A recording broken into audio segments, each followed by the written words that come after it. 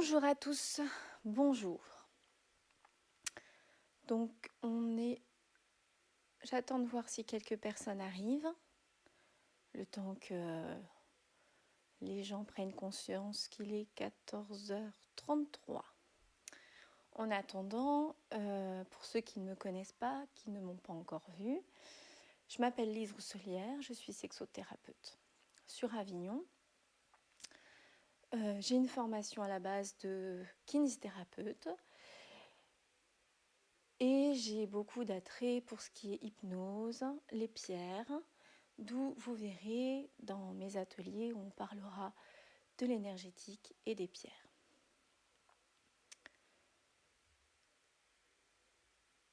Je pense que... Alors, où en sont les personnes? Est-ce que tout le monde s'est connecté?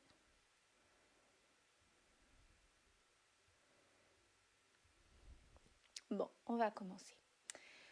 Alors, aujourd'hui, je voulais parler avec vous de la ménopause. La ménopause et la sexualité. Avant que je commence tout mon blabla médical, physique, psychique et énergétique, j'aurais voulu que l'on fasse une petite introspection. Donc je vais vous amener à vous concentrer un petit peu sur vous, maintenant, à l'instant T, de façon à ce que vous soyez pendant ma communication un peu plus à l'écoute de ce que votre corps vous raconte et de ce que vous ressentez. Donc pour ce faire, pour ceux qui sont en plein travail, je vais juste vous demander de vous assurer que vous êtes bien sur vos deux pieds et pas sur l'un ou sur l'autre.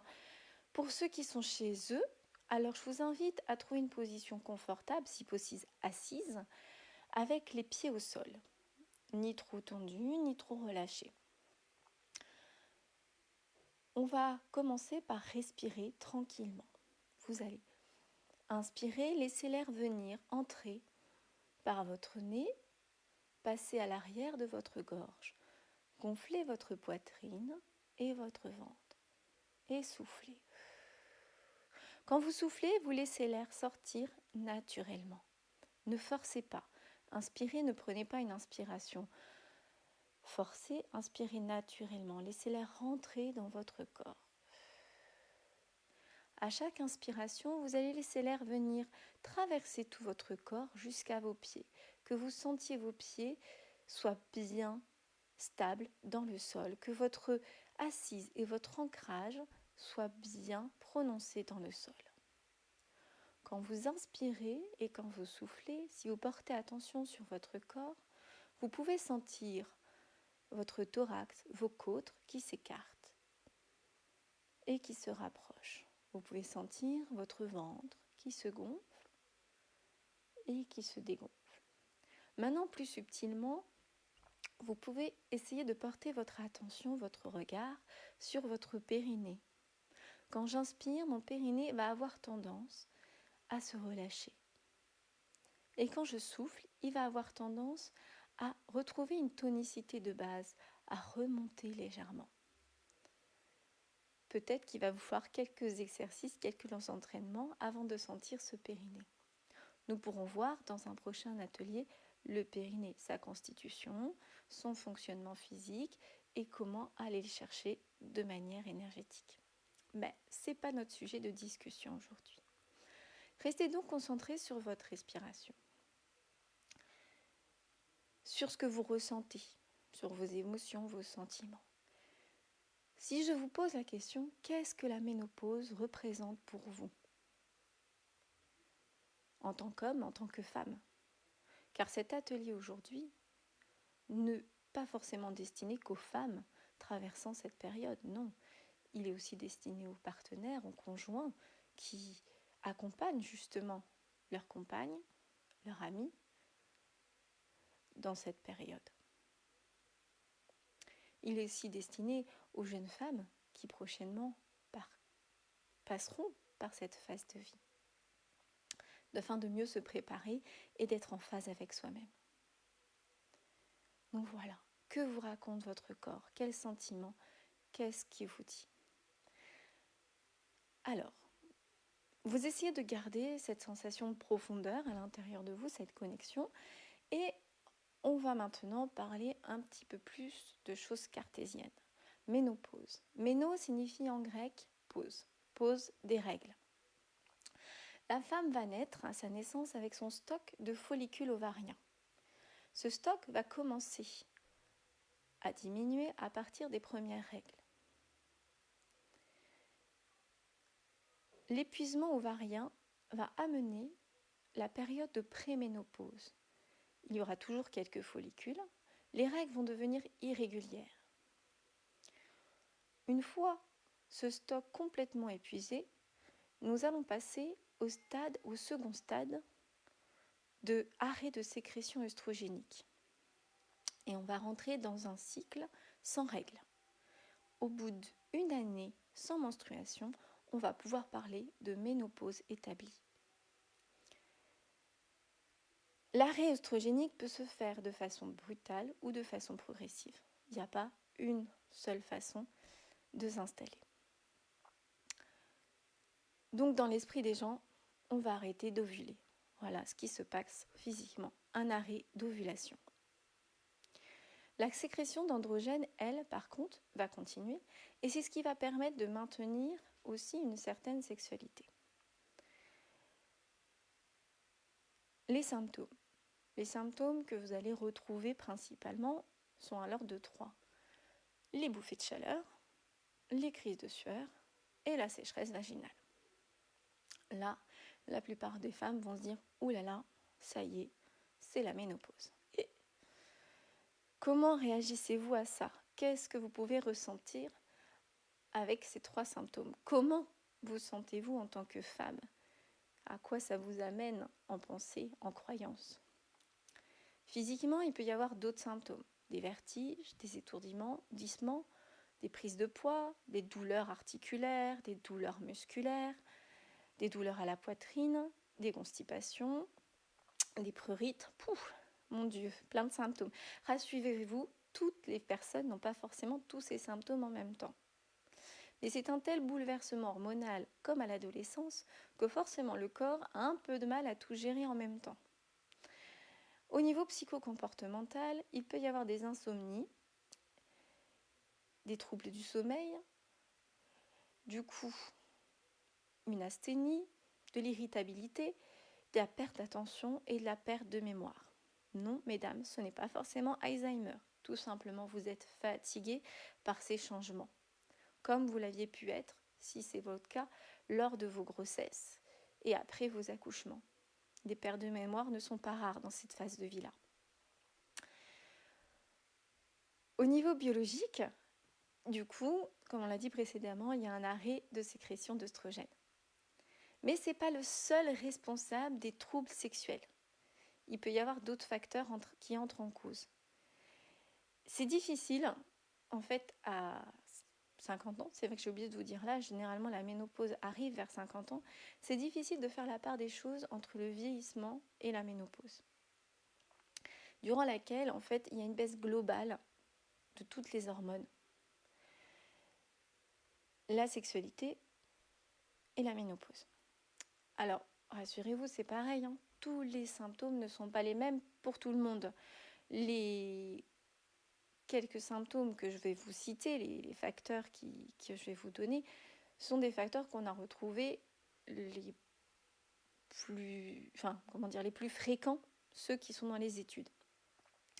Il peut y avoir une baisse de l'excitation, baisse du seuil de l'excitation, donc une montée des sensations un peu plus longue. Avec la baisse hormonale, les parois de la muqueuse vont être plus fragiles, plus fines, et une diminution d'élasticité. Il va y avoir aussi une perte de force musculaire générale, donc aussi du périnée, qui joue dans l'orgasme, donc du coup une perte de la sensation orgasmique. Parfois, dû à cette modification d'élasticité des muqueuses, des douleurs à la pénétration et une lubrification qui peut se faire plus lente, moins abondante et qui peut elle aussi emmener des dyspareunies de pénétration. Donc dyspareunie, je vous le rappelle pour ceux qui ne le savent pas, ce sont les douleurs au rapport. Le désir, quant à lui, ne semble pas être modifié par la ménopause, mais plutôt par des facteurs psychocomportementaux, conjugaux, sociaux, chirurgicaux, traumatiques, maladies. Voilà, d'autres facteurs vont jouer sur le désir. La façon dont, par exemple, vous pouvez vivre ce moment, quel impact ça a sur votre psychique et comment vous vous apercevez en tant que femme. Le rôle du médecin et du gynécologue dans tout ça. Alors, le médecin et le gynécologue, eux, vont être là déjà pour analyser vos symptômes, pour poser le diagnostic, pour vous donner enfin un mot sur vos ressentis, sur vos sensations. Il va être là aussi pour faire des examens complémentaires si besoin. Je regarde s'il y a des gens. Des examens complémentaires si besoin pour vérifier afin que toute pathologie soit écartée. Le médecin ou gynécologue va pouvoir aussi mettre en place un traitement médical devant cette insuffisance œstrogénique. Donc ce traitement substitutif va être intéressant pour les douleurs, pour la sécheresse vulvovaginale et les dyspareunies d'intromission. Il va aussi être intéressant en prévention par rapport à l'ostéoporose. Maintenant, d'un point de vue social, donc l'espérance de vie s'allonge. La ménopause arrive à peu près toujours au même moment. Donc du coup, entre la ménopause et la fin de vie, il nous reste quand même beaucoup d'années à vivre, si ce n'est encore la moitié. La sexualité fait partie du bien-être du couple. Aujourd'hui, on prône le plaisir, l'orgasme et la sexualité. Donc ça devient important à ce que le couple trouve son équilibre sexuel dans tout ça. Mais comment chacun de vous va réagir face du coup à la ménopause et au vieillissement? Quel regard vous avez sur vous? Quel regard le partenaire ou la partenaire va porter sur son conjoint? Comment percevez-vous ce vieillissement? Est-ce que pour vous cela est négatif ou plutôt au contraire, vous entrez dans la force de l'âge, dans la sagesse? La sexualité, comme nous l'avons vu dans l'atelier précédent, c'est un échange, une communication. Donc c'est important que les deux partenaires se trouvent en accord, sur la même longueur d'onde. C'est important qu'il n'y ait pas de sous-entendu, ni de tabou, de non-dit en tout cas. Chacun a le droit à son jardin secret, attention, je pense que c'est important aussi. Quelle image de la femme a-t-elle de son corps qui se modifie, qui la fait tourner peut-être un peu en bourrique avec tous ces changements hormonaux, qui la fatigue. Voilà, d'où la question de notre entrée d'atelier. Qu'est-ce que pour vous représente la ménopause? Et quelle idée se fait-on de la sexualité après 50 ans? L'homme, quant à lui, n'est pas non plus sans problème. Alors, il n'aura pas la ménopause comme la femme très, très marquée, mais lui aussi va avoir certains changements, une diminution de production de testostérone. Alors, c'est pas retrouvé chez tous les hommes, mais il se peut qu'il ait une diminution de testostérone. Cette diminution aura aussi son impact sur son bien-être, sur son psychique, son comportement, sa façon de penser et sa sexualité. Là, c'est encore un autre sujet à traiter. Vous voyez, il y en a plein. Donc, dans l'esprit commun de notre société, aujourd'hui, la ménopause, c'est la perte de la fertilité. Je ne suis plus femme, je ne me sens plus femme.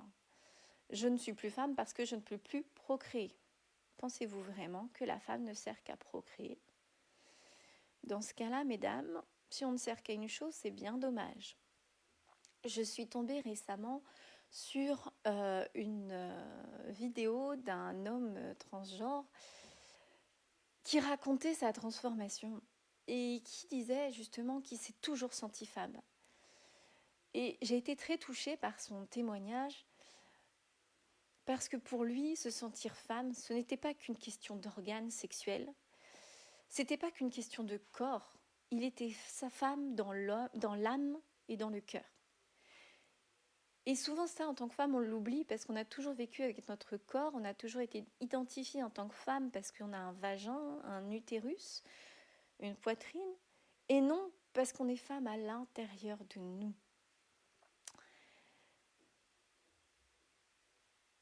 Donc je pense qu'il faut vraiment accepter ce processus comme un processus de transformation. Il y aura une période de deuil, de colère peut-être, de rejet, et ensuite une période d'acceptation. Donc ne vous inquiétez pas, mesdames, ça viendra. Si aujourd'hui vous êtes dans une phase plutôt négative face à cette ménopause, parlez-vous. Observez, prenez du recul. Bon recul. Voyez les choses sous un autre angle. S'accepter, se sentir femme. Là, on peut parler du féminin et du masculin sacré. Oula, pour ceux qui sont cartésiens, de quoi elle parle celle-là? Alors, je vous en parle parce que je l'ai senti, je l'ai vécu. On va chercher ce féminin et ce masculin sacré au fond de nous. Ils font partie de nous. Hommes ou femmes, on a tous un masculin et un féminin sacré. C'est ce qui nous représente. Et il est important que ce couple intérieur soit en accord. Souvent, ce couple a aussi son enfant intérieur. Cet enfant intérieur, lui, va représenter nos émotions sur ce moment-là, nos émotions quand l'on vit un événement. Le féminin va être là pour cajoler, pour amener la tendresse à cette émotion, le guérir. Le masculin, lui, va entrer dans l'action. Il est là pour nous donner la force d'agir face à nos peurs. Donc la ménopause, comme on l'a dit précédemment, je me sens moins féminine parce que je ne peux plus procréer. Mais mesdames, certes, vous ne pouvez plus procréer, mais vous entrez dans une phase tellement plus merveilleuse, une phase de création. Vous allez enfin pouvoir vous concentrer à vous-même. Arrêtez de faire pour l'autre. Vous êtes dans une écoute de vous. Vous pouvez retrouver les différentes phases et événements de vie dans un livre. Alors peut-être que ça ne va pas plaire à certains, mais voilà, moi je pense que c'est important de vraiment tout observer. Alors ce livre-là, Dans le ventre de Luna, vous y trouverez le masculin justement et le féminin sacré et parler de toutes les phases que la femme peut traverser. Sylvie Berhoubet va traduire la ménopause comme la femme à l'automne de sa vie. La femme va entrer en pleine création et va naître à elle-même. Elle vit dans sa puissance féminine. Elle sera dans la voie de l'enseignement. Il est temps pour vous d'être dans l'enseignement aux autres femmes plus jeunes qui n'ont pas encore traversé tous ces événements, qui n'ont pas encore traversé toutes ces périodes. Ensuite, il y a un autre livre que j'ai chez moi qui est très intéressant, un peu moins spirituel, mais c'est Le féminin sans tabou de Delphine Huillier. Dans ce livre, on va parler du féminin, tous ses aspects, et vous verrez qu'à un moment donné, il y a un témoignage d'une femme sur la ménopause qui va raconter toutes ces étapes d'acceptation qu'elle a dû dépasser pour devenir cette nouvelle femme créatrice. Une de ses dernières phrases, c'est « Le passage de la ménopause est une conversion qui me permet de trouver l'essence de qui je suis avec un autre regard porté sur mon parcours de femme. » Alors, mesdames, messieurs, on a le droit aussi de se poser la question en tant qu'homme, quel regard portez-vous sur votre corps de femme, sur ce qu'il représente? Que ressentez-vous au fond de vous? Et que vous raconte votre corps face à tout ce que je viens de vous dire sur la ménopause? Est-ce qu'il y a des choses qui ont fait tilt? Alors d'un point de vue énergétique, qu'est-ce qui va être touché comme chakra? On va avoir le premier chakra, qui est le chakra racine. Alors ce chakra, il est situé au centre tendineux du périnée. Ce centre tendineux, c'est vraiment le centre de force musculaire du périnée. Il se situe juste au-dessus de votre anus et en dessous de votre vulve, entre l'anus et la vulve. Si vous posez vos doigts dessus, vous allez sentir une petite partie un peu plus bombée que les autres.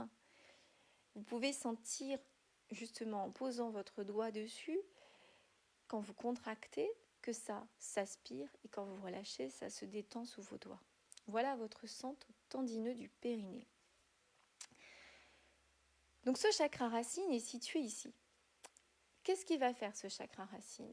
Il va favoriser l'équilibre entre notre mental et notre physique. Il représente l'équilibre physico-psychique en rapport à notre sexualité.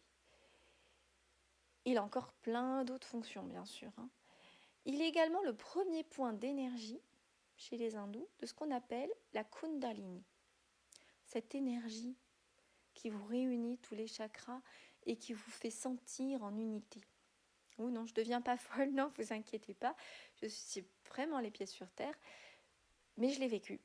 Et je pense que quand on l'a vécu, on se dit, c'est là que ça existe. Pour ceux qui sont un peu plus cartésiens et qui se disent, voilà, de quoi elle parle, je pense qu'il faut parfois oser aller à la rencontre de ce qu'on ne voit pas et de ce qu'on ne connaît pas, pour enfin les rencontrer et les sentir. Parfois, ça peut faire peur, mais bon, encore d'autres sujets à aborder. Il y en a plein, il y en a vraiment plein, on s'aperçoit. En tout cas, je me délecte. Donc, ce premier chakra, il va être lié à la couleur rouge. Donc, on va pouvoir utiliser préférentiellement des pierres de couleur rouge pour travailler sur ce chakra, mais pas que. Vous verrez, en utilisant les pierres, qu'il peut y avoir d'autres couleurs. La ménopause est liée aussi au deuxième chakra, le chakra sacré. Celui-ci, il gère notre sexualité hormonale. Il s'intègre à notre vie affective, sexuelle et reproductive. Il correspond à notre identité sexuelle. Donc c'est important qu'il soit en harmonie avec qui l'on est et notre respect de la vie. Il est situé où? Entre le sacrum et la troisième vertèbre lombaire. Il va se diriger en avant entre le nombril et le pubis. Souvent on dit 3 doigts sous le nombril. Quelle couleur? Le orange. Et enfin, le dernier chakra que j'ai pu retrouver dans les lectures de Sylvie Berhoubet, qui va qui va jouer un rôle lors de la ménopause et qui va permettre à la femme de devenir femme créatrice, femme d'intuition, c'est ce 7e chakra, le chakra coronal. Lui, il est blanc ou mauve. Il éclaire notre conscience et il participe à notre développement spirituel. Il est situé au sommet de la tête. Et il va permettre à la femme, justement, de se relier à elle-même et à son intuition. En conclusion, notre corps, c'est un immense orchestre qui pourrait mettre sa plus belle musique, sa plus belle symphonie, doit être accordé. Chaque organe, le psychique, le physique et l'énergétique doivent être en harmonie et en équilibre pour pouvoir jouer sa plus belle musique. Oui, vous pouvez être épanoui sexuellement, peut-être votre sexualité va être modifiée, mais ça n'empêche que vous pouvez être épanoui et heureux. Vous avez un deuil, une acceptation à faire devant cette transformation et vous comprendre et accepter votre nouveau vous. Vous n'êtes pas plus faible, ça c'est des croyances, vous n'avez pas perdu quelque chose, non, vous avez évolué et vous passez à quelque chose de plus grand. Vous vous recentrez sur vous. Un petit aparté sur par exemple les femmes qui ont subi des hystérectomies, elles vont se retrouver dans cette même façon de penser. J'ai perdu mon utérus. De cette même façon, ces femmes seront aussi en ménopause médicale du coup, ménopause précoce. Mesdames, je pense que là aussi, on peut parler d'un équilibre à retrouver pour se retrouver soi et retrouver sa féminité. Alors, quelles solutions dans votre quotidien à mettre en place facilement? Alors d'un point de vue médical, déjà prendre un rendez-vous avec votre médecin et gynécologue ou gynécologue qui va voir avec vous toutes les solutions possibles sur un traitement si vous le souhaitez. Ensuite, pour celles qui aiment, il existe les huiles essentielles, les plantes qui peuvent éventuellement aider à diminuer certains symptômes. Donc là, je vous invite à aller voir un connaisseur dans ce domaine. Le travail du périnée, qui lui va permettre de renforcer les fibres musculaires et essayer de retrouver des sensations orgasmiques un peu plus importantes. Donc ce travail va pouvoir se faire en rééducation. Et les activités sportives comme le yoga, le pilate, qui eux vont carrément emmener un travail du périnée en systématique. Le qigong et le yoga seront des activités qui aussi vous emmèneront dans quelque chose d'énergétique et de reliance à votre corps.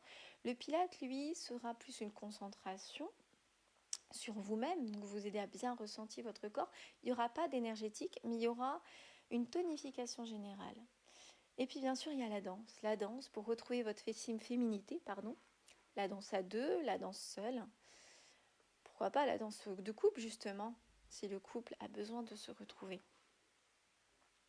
Tout ça va vous permettre de vous reconnecter à votre corps, reprendre pleine possession de votre potentiel de séduction, de vous ressentir, enfin. Vous pouvez aussi avoir recours facilement, là, en ce moment, dans ce moment confinement, si vous ne travaillez pas, aux lectures. Les lectures, pas forcément à une lecture de romans érotiques purs et durs, parfois dans des romans quelconques, je sais pas, de science-fiction, même détective, vous avez des passages érotiques, des passages sensuels. Vous voyez ce que cela éveille chez vous. Et n'hésitez pas du coup à lire pour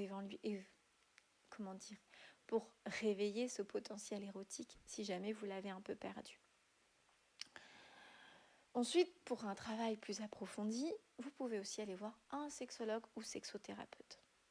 Et comme je vous l'avais dit précédemment, chaque sexologue, chaque sexothérapeute, même s'il a la même formation de base, aura ses outils.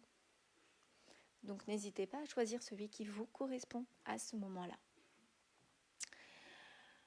Donc voilà, vous emmenez à une reconnexion avec votre corps, à essayer de diminuer tous ces symptômes physiques et enlever ces idées, ces croyances que vous pouvez avoir.